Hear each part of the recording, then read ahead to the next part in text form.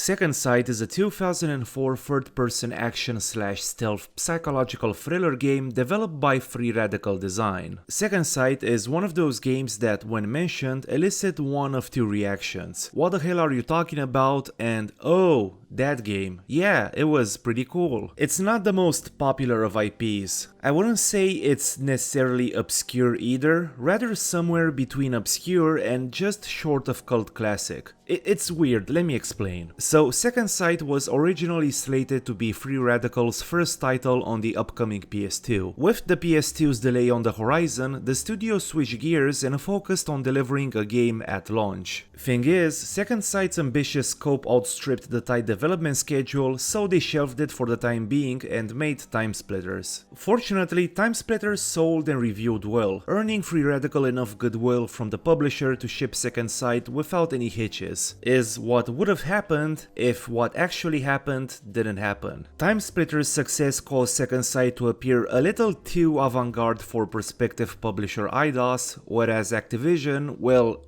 Activisioned. In a 2012 interview for Eurogamer, Free Radical co-founders Steve Ellis and Dave Doak recalled their relationship with Activision. Then they had a day in November 2003 where they made big changes. They decided that they didn't like UK development anymore, they didn't like external development anymore, and they didn't like developer-owned IP anymore. Bad for us because we ticked every box. On that day, I think they canned 10 projects and in the process put some companies out of business. And believe it or not, that wasn't even the end of Free Radical's adventure with Activision. It was a troubled development because that's when we found out how Activision worked. Bobby Kotick really loves developers. He wouldn't even speak to us, and we never spoke to him. He's quite happy to have some people put us out of business, but only does calls with investors. That was like the night of the long knives. We stood up to Activision, we had good legal counsel, and they told us the right things to say. It looked like it was going to put us under for a bit, but it didn't. So, with Activision out of the picture, Free Radical was out a publisher. Then came Codemasters, but they had their own problems. With Second Sight in the final stages of development, Codemasters wanted the game out as fast as possible, which left the studio with insufficient time to fine-tune certain aspects of the gameplay. Second Sight finally dropped on August 27, 2004 to mostly positive reviews. However, the timing was unfortunate because, as you may know, 2004 was a particularly packed year. World of Warcraft, Far Cry 1, Halo 2, Half-Life 2, Doom 3, Fable are just a few games that dropped in 2004. In a strange twist of fate, PsyOps dropped just 2 months before Second Sight. This was incredibly unfortunate because not only did PsyOps have similar gameplay, it was more polished and developed by a major studio, Midway Games. As Doak put it was unfortunately timed.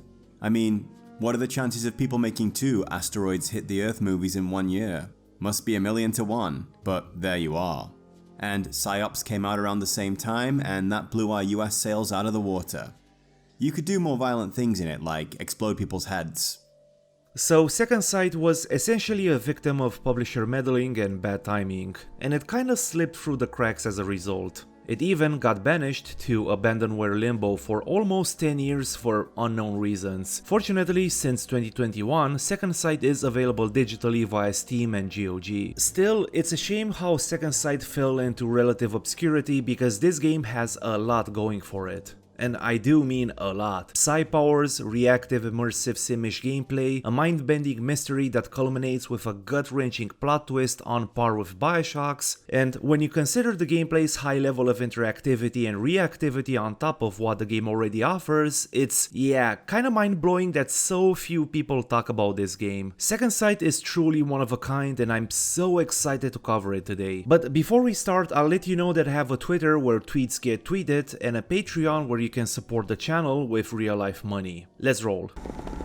Second Sight takes place in a relatively modern setting where parapsychology exists. In this timeline, research projects conducted by the Soviets following the Second World War proved that psychic powers, originally thought to be hereditary and non-transferable, could be transmitted genetically into live subjects. This breakthrough attracted the attention of governments, corporations, and various shadowy entities who saw the potential of this new field and were interested in developing it for, You know, the betterment of society. That's the backdrop to Second Sight story. The plot kicks off in a nondescript medical facility in Virginia, where a confused patient wakes up in an isolation cell with no recollection of his past and identity. The man soon discovers that he possesses powerful psychic abilities, which he uses to break free and explore the wing he'd been locked in for unknown reasons. A guard speculates that their guest was a mass murdering psychopath who killed children in Siberia. So, given the nature of his situation and imprisonment, it's fair to assume he was involved in a military/black ops operation gone wrong. That felt a bit too convenient to me at the moment, so I knew there had to be more to this story. The game does a great job maintaining the mystery in this brief segment. The fact that my head was already spinning with theories not 10 minutes into the story is a testament to this game's quality writing. Anyways, while riding down an elevator, the alleged mass murderer experiences a flashback which allows him to recover his identity. Turns out, his background is a lot more mundane than you'd expect. The flashback reveals that his name is John Vadek, a dorky parapsychology researcher who was recruited by the Pentagon 6 months prior to his isolation to assist in a top-secret mission conducted by Wintersec, an elite branch of the US Marines led by Colonel Joshua Stark and his psychic advisor, Jane Wilde. The task force had been ordered to travel to Siberia and extract Viktor Grienko, a Russian scientist seeking political asylum with the United States. Viktor Grienko had made a name for himself as the world's top parapsychology researcher, having achieved several breakthroughs which made him a target for all kinds of bad people. Back in the present, John Vadek discovers that Jane Wilde had been killed with the rest of the squad in an ambush by Russian troops. John then experiences another flashback where he prevents Jane's death, only to be transported back to the present and discover that Jane actually survived and was sent to a mental asylum and yeah, you get the idea, it's that kind of story. It twists and turns and fucks with timelines in your mind to the point that you end up turning every juicy morsel of information the game chucks at you on all sides, hoping to dear god that this is the key, the missing puzzle piece that will help you understand just what the hell is going on. Second Sight is a card-carrying psychological thriller whose story will keep you on the edge of your seat like few other games. The game explores a lot of topics and themes, and while I'd say it tries to cover a bit too much thematic ground for its short length, overall I was surprised by how tight and coherent the story was. Stories that juggle multiple timelines are a nightmare from a writing perspective, because you're constantly at risk of either writing yourself in a corner or losing control of the whole fucking thing. I'm not going to discuss the story in this video because I want you to go and play the game for yourself, but trust me, it's worth it. Nothing I'd say would do it justice. Then why do you want me here? Second Sight is almost 2 decades old at this point, so it comes as no surprise that it doesn't excel in the visual department. Still, I was pleasantly surprised by its high production values. For one, it's clear that Free Radical was aiming for a movie-like experience, and their cinematic sensibilities really come through in the cutscenes. There is a lot of variety in the direction. Again, I'm not super versed in the language of filmmaking, so I hope the snippets you see right now are enough to prove my point. I always respect a game that treats its cutscenes as more than mere excuses to dump exposition and actually tries to convey its story visually. I know it's a budget thing and that cutscenes are expensive, by the way. It's just that I'm so happy when I see a game go beyond the standard shot reverse shot with its cutscene direction. The characters are also super expressive and display a wide range of emotions. I was quite stunned by the quality of the facial animations. Not necessarily VTMB level of quality, which came out around the same time as Second Sight, but it's definitely up there. Second Sight also features some really advanced body animations that still hold up even to this day. I don't know how I feel about the character design though.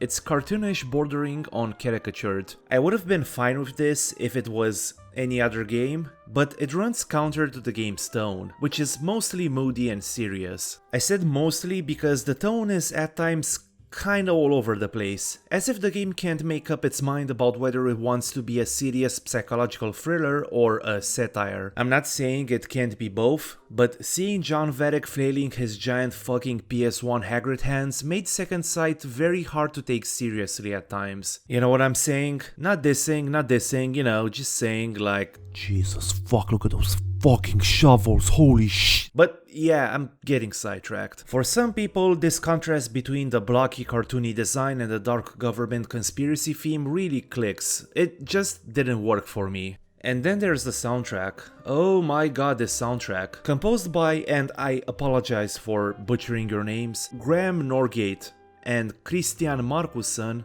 It's one of the best video game scores I've heard in a while. I can't really find the words to describe it, so imagine if Sono decided to write the score for a corporate thriller. The music is at times super experimental, drony and ambiental, and then it plays around with synths, jazz pianos, orchestral, electronica, and some instrumental hip-hop for good measure. It dips its toes into loads of genres. It's jam-packed with really interesting and diverse soundscapes that fit the game's themes like a glove. Let's hear some snippets.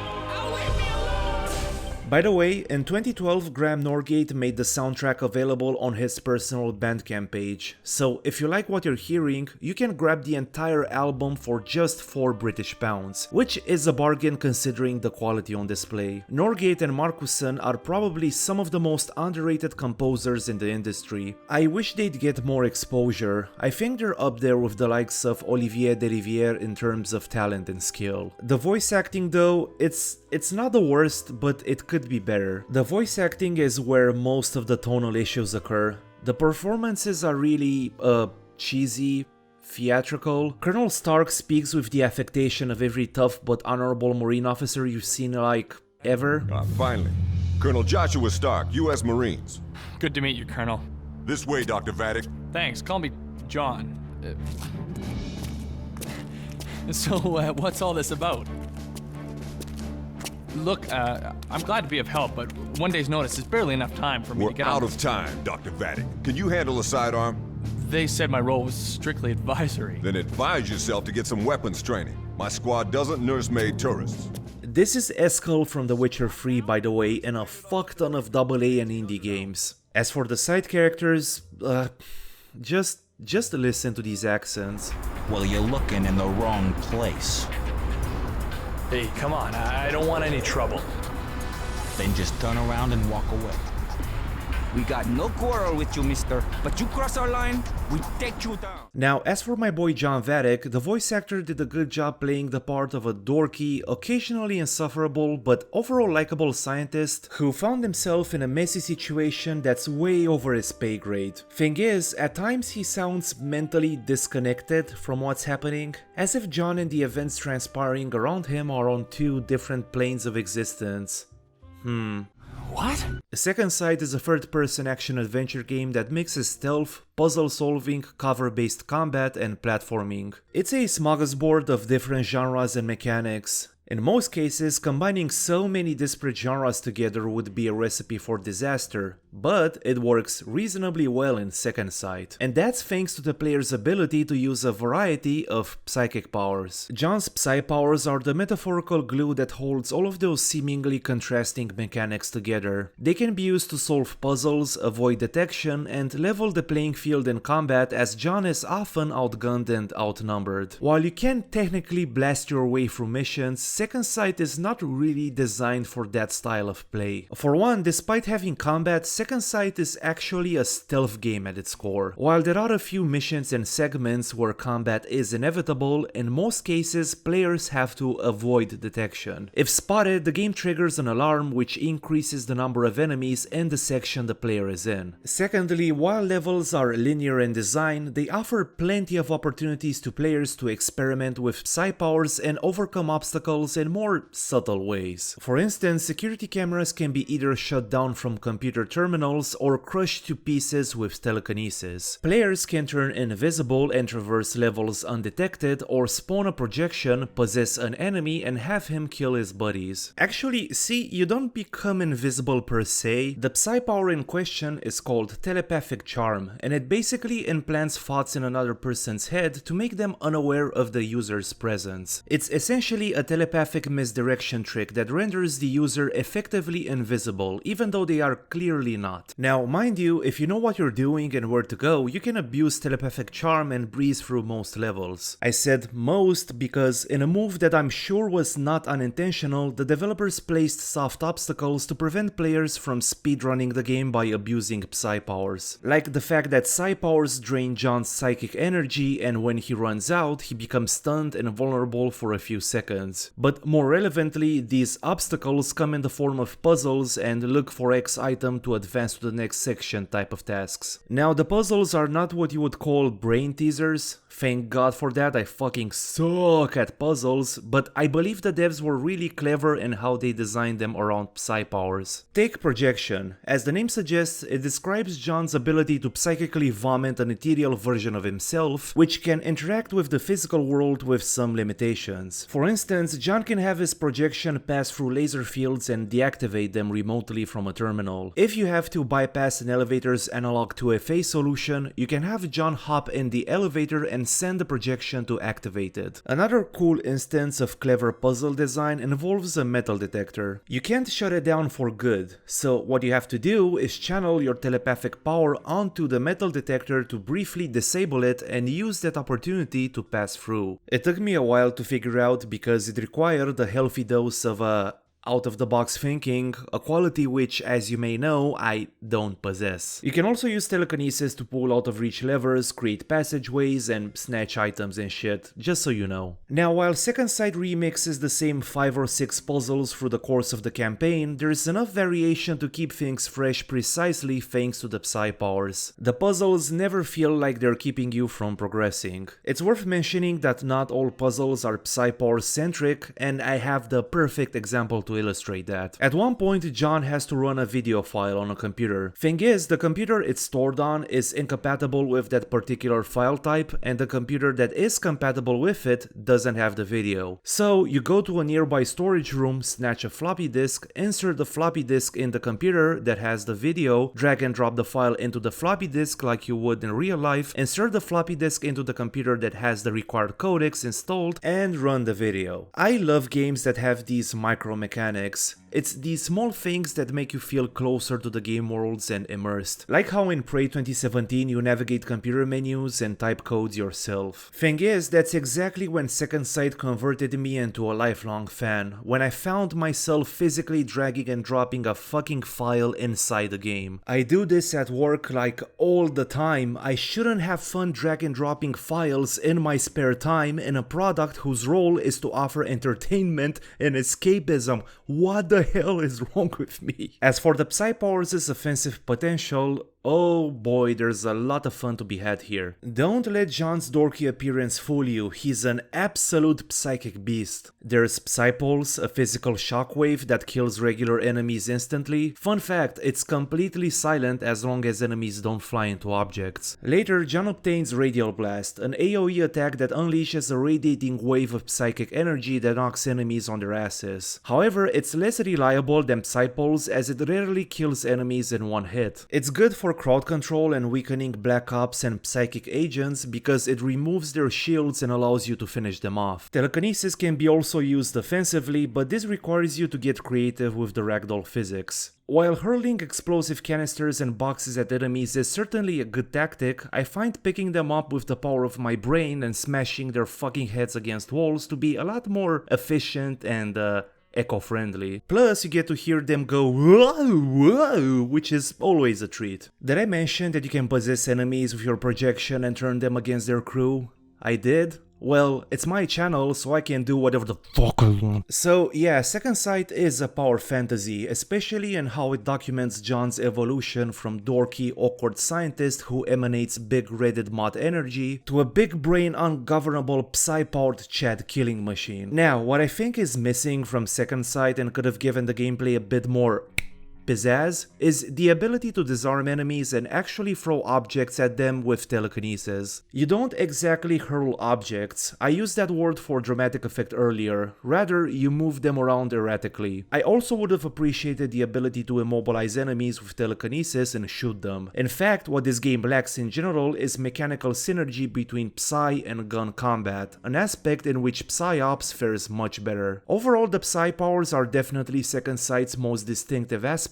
made all the more special in combination with the clever puzzle design. That's not all there is to Second Sight's gameplay though. I want to talk a bit about two additional elements that help Second Sight stand out. Its interactivity and reactivity. Let's start with the former. So there's multiple layers to Second Sight's interactivity beyond those provided by the Psy powers. It's mostly side stuff that doesn't affect the gameplay. Notes and books and documents scattered around levels, computers with emails providing context to the story, but these are quite standard in 2022. What's not so standard is this chat room. So, for a bit of context, John kills a guard accidentally in a pre-mission cutscene, right? If you log into his computer and pop open this painfully nostalgic chat room, you'll start a conversation where the person from the other side is happy to see him back. Remember, he logged out as soon as John entered the room, and then they'll start freaking out that they're not being replied to. When I saw this, I was like, wow, that's actually pretty cool that they spent time creating this little moment, and then it hit me. This is his partner, the partner of the guy John just brutally murdered. What's fucked up is that if you log out and log back in, they will actually react to this. They'll be relieved to see their loved one back in the chat room, only to freak out once they realize that they're being ghosted again. So basically, they wrote new lines on the off chance that players would log back into the chat room. It's one of the more interesting bits of reactivity and storytelling I've seen in a video game. It adds a touch of humanity to the people you mindlessly kill throughout the game. Also, I can't believe I spent 200 words poring over an in-game chat room. Believe it or not, this is not an isolated case, as the game will constantly react to your actions in small ways. In Experimentation, Second Sight's third mission, if you follow the sequence of events as intended, you should visit the patient records room first and then travel to the other side of the facility to pick up the keycard required to open it. Once you find the keycard, John indirectly prompts you to go to the patient records room. That's information John already knew by visiting the patient records room first and noticing it's inaccessible, so his reaction makes sense. Now, if you find the key card first, John knows what purpose it serves, but not the location of the room it unlocks, because in this scenario, John had not visited the patient records room. Pretty cool. Wait, I have another example. In Infiltration, Second Sight's... Wait, give me a moment. 1, 2, 3, 4, 5, 6, 7, 8, 9, 10, 11, 12, 13, 14, 14th mission. Oh, I could have just clicked on that.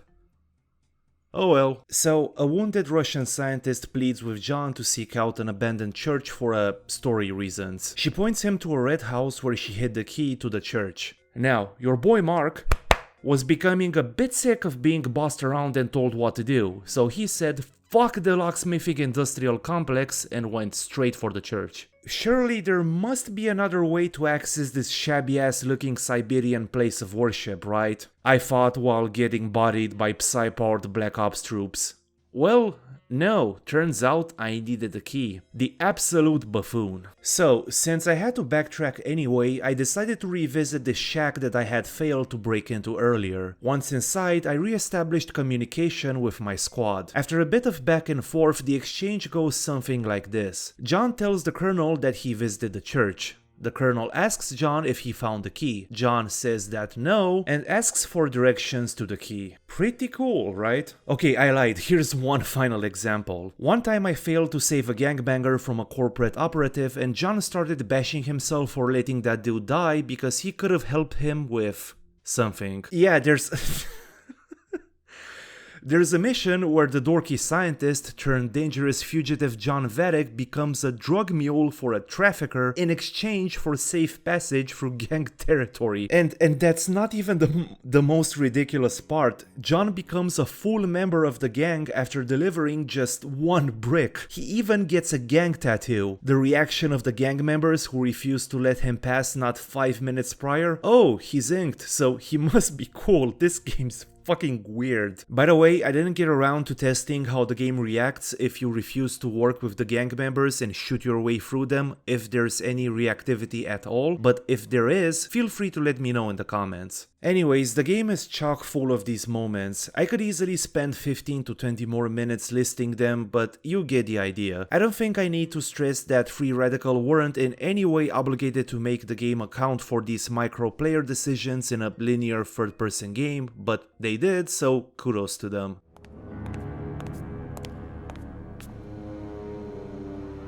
Can I help you?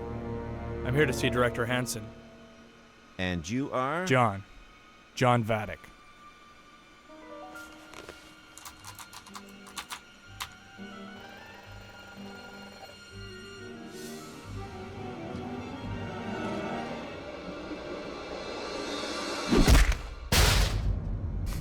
I guess you've heard of me. And now we are officially in that part of the video where I start bitching. Second Sight's combat and stealth are not very good. Let's start with the shooting. The general idea is that long pressing right click, I played with keyboard and mouse in case that wasn't obvious, locks onto a target and you can fine-tune your aim to hit specific body parts by moving the crosshair. This can lead to some hilarious results, like here where I shot a corporate operative straight in the dick. Now that might sound inoffensive, but it's not. The core issue is that Second Sight is a pure console to PC port and Free Radical didn't update the controls for PC at all. See, the game was originally designed for analog controllers, so if you say look up or down, the camera slowly resets to the center of the screen. This is why some of the clips you're seeing right now on the screen look like a found footage horror film. That's simply me wrestling with the camera. For that reason, controlling the camera will often feel like a Sisyphean task. These camera and control issues spill over into the shooting. Switching targets requires the same motion as moving the cursor to aim, so you'll often jerk your mouse across the desk only to lock onto a piece of debris. It's manageable when fighting 2-3 enemies, but a nightmare later in the story when the game unleashes waves of mobs at you. Don't get me wrong, the targeting system itself is fine and quite refreshing. It's the camera that almost spoils it. I'm not gonna lie, I was this close to giving up on Second Sight and moving on to the next project, but the story was simply too captivating. Thing is, a unique targeting system doesn't necessarily equate to gunplay that feels good. The weapons, with a couple of exceptions, mainly the Soviet variants, feel, look and sound like pea shooters. I don't think I need to explain this. It's basically the gunplay's lack of physical feedback and momentum. I don't feel like I'm shooting shit. It's not all bad though.